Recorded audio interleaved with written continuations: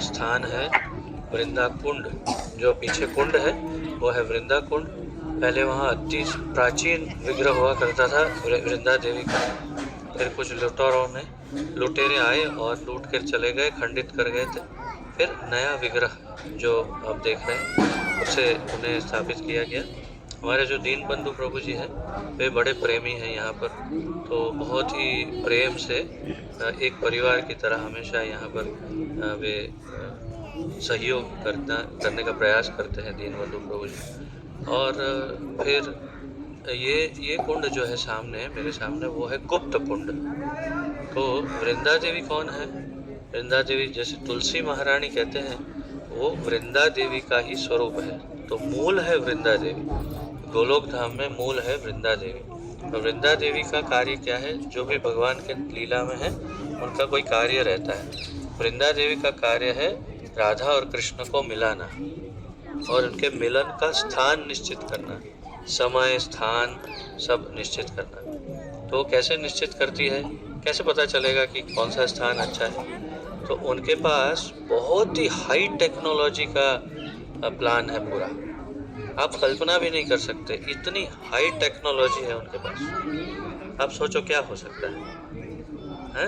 Satellites या क्या क्या कैसे वो करती होगी ना। ऐसा नेटवर्क है उनके पास, इतना ज़बरदस्त नेटवर्क है कि आप सोच नहीं सकते। उनके पास 1 लाख तोता, पैरट क्या बोलते हैं बंगला की बोलते? टिया पाखी तोता, उसका 1 लाख तोता का नेटवर्क है उनके पास।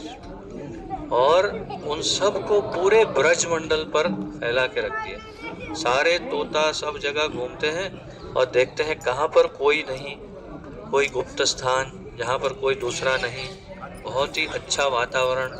ये सब देख करके सारे नेटवर्क में एक दूसरे को खबर करते सीधा खबर यहाँ पहुँचता है। वृंदा देवी कहती है हाँ बताओ कौन सा? यस ठीक है। तो निश्चित करती है कि आज वहाँ पर भगवान राधा रानी से मिलेंगे। और क्या उनकी खबर जो है वो पूर्णमासी फिर पहुँचा देती है राधा रानी और ठाकुर जी तक। तो इस प्रकार उनका बहुत ही विशेष कार्य। आप सभी ने अंदर दर्शन किया लेकिन ध्यान शायद नहीं दिया होगा कि उनके एक हस्त कमल में तोता बैठा हुआ है, एक हस्त कमल में तोता है। तो क्योंकि ये उनका वाहन है। अब आप लोगों को कहाँ गई क्या उपहार है जो लीलामृता लक्ष्मी ने आप सबके लिए लिया हुआ है। एक तो आपके ठाकुर जी के मंदिर में घर में रखने के लिए गैया, और अगर आपके वहाँ वृंदा देवी है तो वृंदा देवी के साथ रखने के लिए एक तोता, वो उपहार में लेकर बहुत दिन पहले आप आए उससे पहले लेकर रखे हुए हैं। लेकिन जिनके घर में ये स्थापना हो उनके वहाँ के लिए है।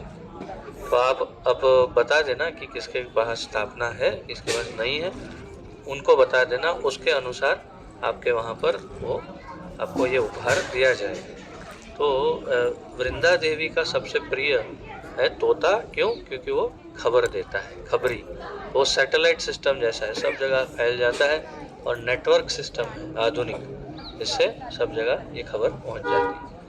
और ये गुप्त कुंड जो है उसमें देखो, उसमें गुप्त कुंड का ये हम तो हर बार, मैं तो यहाँ कथा कितना साल हो गया मैं कथा किया ही नहीं है। सबसे महत्वपूर्ण कुंडों में से एक माना जाता है ये गुप्त कुंड, ब्रज के सबसे महत्वपूर्ण कुंडों में। तो हमने राधा कुंड, श्याम कुंड देखा, प्रेम सरोवर देखा, ऐसे ही ये सबसे महत्वपूर्ण कुंडों में से एक है गुप्त कुंड। उस कारण क्या है?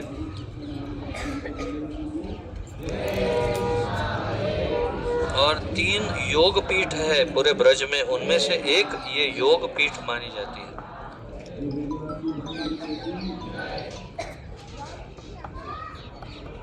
और दूसरी 2 योग पीठ कहाँ है? एक है राधा कुंड में और एक वृंदा देवी मंदिर में, जो हम जाके आए